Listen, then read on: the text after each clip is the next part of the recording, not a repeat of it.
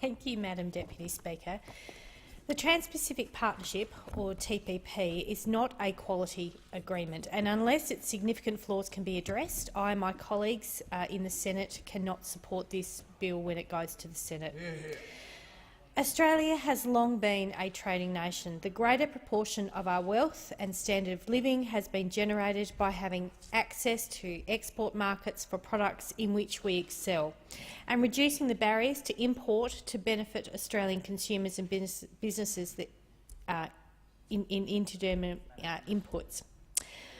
I might just say to an aside, Madam Deputy Speaker, that you can have all of the free trade agreements in the world, but my growers actually have the challenge in once we can access those markets, because it is prohibitively expensive for small farmers to access international markets, and then there are non-trade tariff barriers. Particularly around biosecurity, that makes it incredibly difficult to access. We have been fighting in my community to be recognised as a pest-free area for a long time, and I've got to say government is absolutely deaf on this. I will say that they have given the Tasmanian government a lump of money to address fruit fly issues in Tasmania, but South Australia, we have been lost in this, and we are the mainland state that has always been considered fruit fly free. Anyway, I digress. Centre Alliance supports the principles of free trade, but we do not support the principle of preferential trade, and despite the badging, the TPP is a preferential trade agreement, not a free trade agreement. Layer upon layer of bilateral preferential trade agreements have created this so-called noodle bowl that spans the Indo-Pacific, adding deep complexity and economic modelling challenges that simply cannot be untangled. In short, it can be hard to quantify the benefits of a bilateral approach to trade, as the so-called Australia-US Free Trade Agreement, actually a preferential trade agreement, so aptly demonstrates. According to a 2015 investigation by Dr Shiro Armstrong of the Australian National University, 10 years of data on the effect of the Australia-US Free Trade Agreement concluded, and I quote in full, "Evidence from a large panel dataset using the gravity model of trade deployed by the Productivity Commission suggests that Australian and US trade with the rest of the world fell. There was a trade diversion due to the Australian-US Free Trade Agreement after controlling for country-specific factors. Estimates also suggest trade between Australia and the United States fell in association with the implementation of AUS-FTA, also after controlling for country-specific factors. The existence of trade diversion suggests that trade between Australia and the United States could well have fallen even without further FTA. These results add to the evidence about whether or not preferential trade agreements increase net trade, with the body of evidence currently suggesting that they do not, and if anything, lead to a contraction. Let's decode that dense conclusion for a moment. The Australian-US FTA led to trade diversion rather than trade creation, meaning it resulted in trade being diverted from more efficient exporters towards less efficient ones.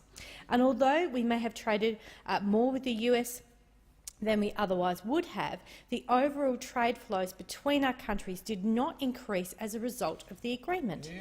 However, the most damning conclusion is that the current body of evidence suggests that preferential trade agreements do not increase net trade and actually likely lead to a contraction of net trade. And I'm not cherry-picking my academics here. Even the initial forecast benefits by Australian academics for the Australia-US Free Trade Agreement were low, in the range of an increase to Australian welfare of $44 to $127 million. That may sound like a lot, but not when you realise that the Australian economy is over $1.3 trillion in size. The study commissioned by the Department of Foreign Affairs and Trade, while it was being negotiated, the Australia-US agreement that forecast billions of dollars of benefit, was famously described by famed economist Ross Garnaut as not even passing the laugh test. So our starting point in assessing the TPP is that there is not necessarily a strong track record of success with preferential trade agreements, even with a majority trading partner such as the United States. However, we can take some solace that the mega regional agreements like the TPP are less likely to impose costs from trade diversion. At the global level, we have seen that the nothing is agreed unless everything is agreed formulation of the World Trade Organisation's Doha round has failed. In an increasingly multipolar world, where President Trump leading the charge against global economic integration, Australia cannot rely on the larger economies to work towards the mutually beneficial win-win outcomes of the past.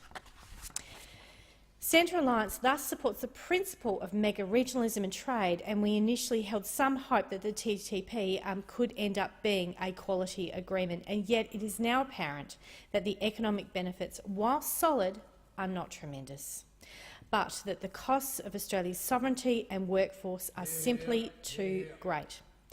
Firstly, on the benefits. To my knowledge, the Australian government has not commissioned detailed independent modelling of the economic benefits expected to accrue specifically to Australia. Instead, they are relying upon studies that assess the TTP in its entirety, such as the study by renowned professors Peter Petrie and Michael Plummer, which was published in January 2016 when the United States was still part of the TPP.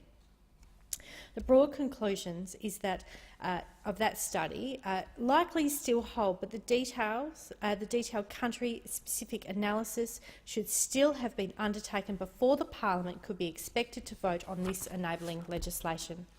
Centre Alliance has asked the government for this analysis, but we have yet to receive it, and this appears to be because the analysis has not actually been done.